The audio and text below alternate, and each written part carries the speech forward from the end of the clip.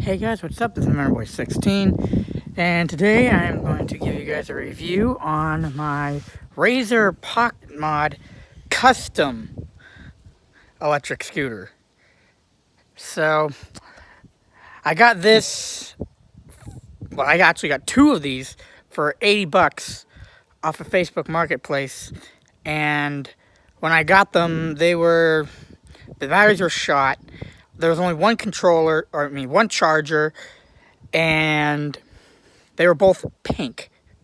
So this one, I went ahead and did a lot of upgrades to it, which I have a lot more to do actually, but I went ahead and did some upgrades to it. Of course, I was not going to ride around on a pink Vespa, but so I took all the body panels off, every single body panel off on this thing, which I'll tell you one thing, I hate how Razor has these body panels attached to the frame on this in most spots. In most spots, it doesn't even use threaded nuts on the bottom or threaded frame. Frame doesn't have the threads in it like you would expect. They use these stupid little clips. They're just like the thickness of a soda can or something like that. And they have a nut welded on the back of them. And you have to put that in between or on the piece of metal that you're trying to connect. Hang on, let me see if I can give you guys a little... No, I can't. I'd have to remove the dang seat. But oh well. You would have to... There's like a little clip that you would have to... It slides onto the frame. And then you put a piece of bodywork and the bolt. You have to put the bolt through the bodywork and through that clip and then into the nut on the other side, which it has welded to it, and it is an absolute pain. And those things, if they get bent even a little bit, you won't get it to thread in. And with how tight the spots are that you have to work in this thing, like literally right here, this is one of them that uses it. It literally took me almost 30 minutes just to get one of them in because it was such a pain in the neck, and I ended up almost breaking it and just using a regular bolt and nut because I was getting so pissed off with that crap. It's stupid as heck. But that's one thing I absolutely despise about Razor when it comes to these, is that they use those stupid god-awful clips. Alright, so you can see it was pink originally, and yes, I know my paint job is absolute crap, but I just wanted it to not look pink completely. So, in the front, it's not actually that bad. It's just really muddy because I've been riding this thing around and it's been raining a whole lot. And I actually use this thing at work. I work at a golf cart repair and sales place in Richmond. So, I actually use this a lot at work because I use it to shuttle back and forth between the barn and the shop because we have carts in the barn that need to be assembled, and then whenever I drive this thing down to go get the carts, drive the carts down to my station to assemble them, and then I drive this back, or I drive the cart back and park it, and then get another cart, and then just do that until I come back, or I'm done, and then I come back and get this and ride this back, so that way I don't have to walk as far. Because it's about probably from here down to way down there about where you have to go, and believe me, walking that far every time you have to go every time you have to go get a cart or something like that, it takes forever. But I use this thing at work, and that's why it's all muddy and all that stuff, because we don't have concrete. It's just gravel. But this thing has quite a bit of custom parts on it, like the fact that it has a 36-volt controller from a Razor MX650, which I got for free from someone, or from one of my friends, that his kid didn't use it anymore or whatever, and it's been sitting.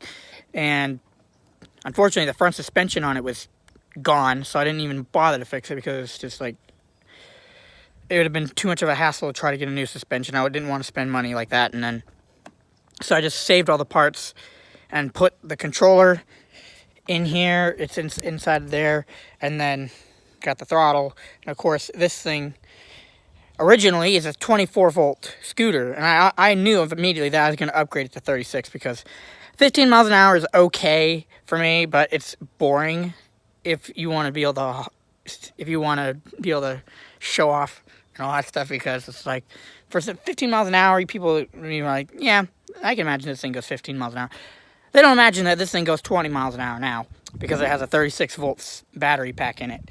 And the battery pack is not OEM either, because the battery is not a lead acid. It's a lithium ion battery that I built custom for this thing. Well, it was for another scooter that I built, but that scooter had the same problem where the suspension got ruined, and I didn't really want to bother to go ahead and fix it. So I went ahead and made this battery pack for it, which is a 36 volt 10S lithium ion battery, and it's about, I don't know exactly what the rating is because I used a couple of different types of cells, I used two different amp hour rating cells, so I'm not exactly sure how much it has in it or how much the capacity is, but I'm imagining it's around 12 amp hours of capacitance, which isn't a whole lot, but the battery is small enough that it fits in here, fits in that battery tray.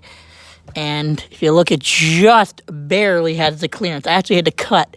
There's like a little flap that goes down on the back seat assembly that goes down, and I had to cut that off in order to get that to fit in there perfectly. But now it's like a perfect fit, because the batteries go up inside that tray right here. They go up, the original batteries go in the tray, and then they have a strap holding them down. This thing goes from the tray and through the whole scooter. In fact, I actually had to, from whenever I first put it in, or I tried to put it in, I actually had to reorient it and re-tab weld it in a way that it would fit in this thing properly, because it was just over the width of the frame, and I couldn't cut the frame to be able to get it to fit. So I took the battery out and pretty much just cut it in half, and then re-tab welded it to fit in, reoriented it and re-tab welded it to be able to fit in here and be able to meet the specifications to fit in here. But now it does, and this thing weighs the same as if it were running the stock 24 volt lead acid batteries that are rated for 7 amp hours, but this is a 36 volt rated for 12 amp hours. So, of course, it has this seat, which honestly, I don't know why Razor doesn't do this with a bunch of their other vehicles, like their MX series and stuff like that, because this is really useful. And originally, I think the original intent for this was to be able to allow for you to carry your charger and your tool bag and all that stuff with you, because, I mean, you run out of juice on the side of the road or wherever the heck you are, and you want to be able to get home, you're kind of screwed if you don't have your charger. But my charger is also custom because it's a 36 volt charger, but it's for lithium batteries instead of the lead acid. Because if you were to use the lead acid battery charger on this, it would destroy these batteries because it's a higher voltage output than these batteries are designed to take. This is a 42 volt max battery, where the other cart, or the lead acid battery, sorry, they charge between, if they're 36 volts, they charge between 42 and 45 volts. So 45 volts in a 42 max lithium pack will eventually destroy the cells, and that's why some of those hoverboards you read about, or people have had blown up, they didn't have BMSs that protected from that, and that's what caused them to blow up. But this is the charger for it, and I put that charging port off the bike, off of the MX650, and I cut the hole out bigger and put the charging port on that in this, because this just used those crappy little tiny itty-bitty connectors with the pins sticking out and all that stuff. They're garbage. They break so often. You hear about these chargers breaking all the time whenever they use the smaller ones, but I use the bigger XLR charging port, so no worries there. And it doesn't fit in there fully because it is a bit longer, so it's not flush with the body panel, but for what it is, it's fine. So, of course, got that. So I'll show you that this thing it runs good. I wish they kept this is one of their older models. This is their older model. But I replaced the panel, like I said. I replaced all the body panels with the one from the other one, because the older models used a very brittle plastic that if you crashed it or something like that, it would break. This is just like It's a very sturdy plastic, like ABS or something. But this one is the older model with the alloy wheels, and then the fork where this is welded instead of having the fork smashed and then have the little prongs in the front. So, but all these body panels are from that other scooter. But the older models, they didn't have that light up on off switch, which I kind of liked actually, because it would give you like a little bit of a cabin light almost, which is kind of stupid for a scooter, but it was nice having that, because then you would know if you left it on, because you can't see this when you're not right next to the scooter. That, the on-off switch that lights up, you can see it whenever you're walking away and all that stuff, and it's pretty bright, so it's a good indicator that, hey, you left the damn scooter on, dummy. So, but I'll give you guys a ride on it, but here, I'll show you how fast it is first, so here we go.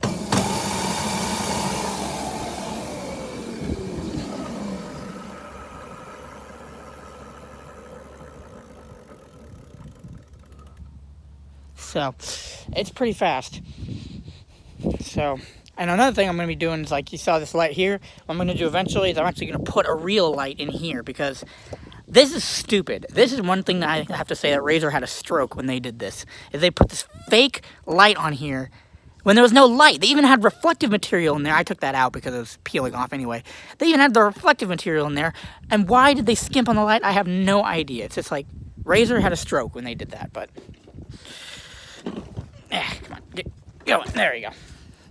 I do like the kickstand on this because it actually picks up the rear end, so it's not exactly, so that way if someone were to leave it on and they tried to drive it, it wouldn't just take off on them. So, but here we go. Unfortunately, I don't have suspension. There's no suspension on these things, and this road is crap, so I'm not going to gun it because, well, I only have one hand driving it, and I don't have my brake hand, so I'd get screwed if I were to correct it. But I drove this thing 8 miles, and the low light just came on when I got back from it, from that trip or whatever. I drove 8 miles on it with, so the low light just came on. So I'm imagining I could probably get about 12 miles out of this thing with the battery I have in it. And like I said, it can go 20 miles an hour. So, I mean, it doesn't sound like that's very fast, but when you're riding this thing, it's like a crotch rocket. I mean, it really flies whenever it's going that fast. And the motor on this is the stock, I believe it's either 250 or 300 watts. I'm not exactly sure because I couldn't see it. It didn't have the label that had the information about the motor was gone, so I couldn't tell what the wattage was. But I believe that these use a 300 watt or 250 watt motor, but this thing has the power of a 400 watt with the controller on here and the 36 volt. Like it gets up and goes. Like my brother, his has the controller that mine used to have, which was a proportional throttle as well, before Razor went to just the straight on-off throttles, which is just dumb. They should have just stuck with the proportional throttles with the battery gauge on them. I mean, the battery gauges on these things are just kind of like an idiot light, really. I mean, this is like, they really don't give you much information. There's just 2 lights, full and low. I mean, that doesn't really help you out. So the way you have to really be able to tell is if, when you let go of this thing, if the low light stays on, then you need to know, hey, you're done. Just stop. If it comes on while you're driving it and it just blips on for a few seconds and then blips off, you're okay. If it stays on while you're driving, then you're about half. And then if it stays on while you're not driving it, then you're actually low on battery. So it's not a very reliable thing, but it's just an idiot light pretty much for people who don't understand electrical vehicles or for EVs to be able to know, okay, my battery is low. This is my brother's, or this is the second one that I bought that I upgraded for my brother. I put a 36 volt 10 amp hour battery lead acid in his, and it's using the controller that used to be on mine, which is this one right here. Stupid handlebar grip. This one has an issue with the wiring because if you sit on it, it shuts off. Which I think is just I put the wire right on underneath the seat, so if you sit on it, it shuts it off and it blips all the time. But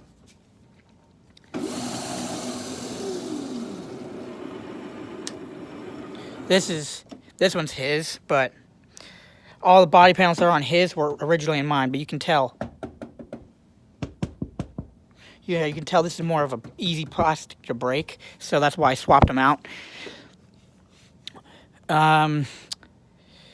So, yeah, but like I said, I'm going to do some more upgrades to this thing. I'm going to repaint it, of course, just to get it better looking and all that stuff, because you can see it was originally pink.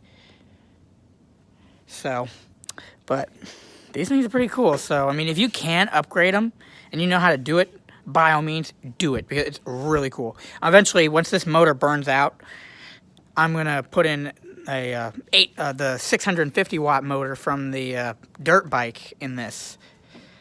I'm going to weld the battery tray, or not the battery tray, the mounting for it, or motor mount from this one onto that one, so that way I can mount that motor in here and then be able to utilize it in this thing. So I'll have 600 watts of power instead of just 300.